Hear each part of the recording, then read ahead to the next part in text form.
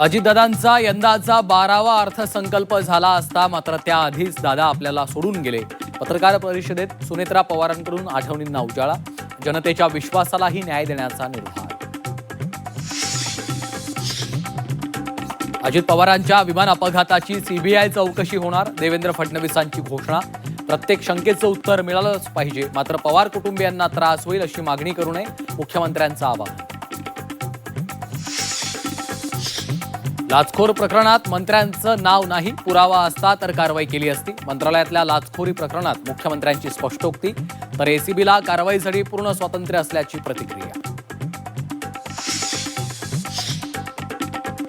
बहुमत असतानाही विरोधी पक्षनेते पदाची भीती का वाटते, आदित्य ठाकरेंचा सवाल. तर संख्याबळ नसताना विरोधी पक्षनेते घोषित का करायचे, संजय शिरसाटांचं उत्तर.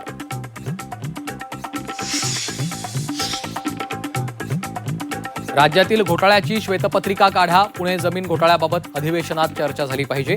काँग्रेस प्रदेशाध्यक्ष हर्षवर्धन सपकाळांची मागणी.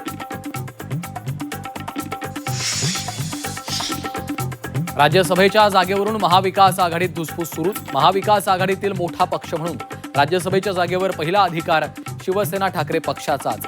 खासदार संजय राऊतांकडून भूमिका स्पष्ट.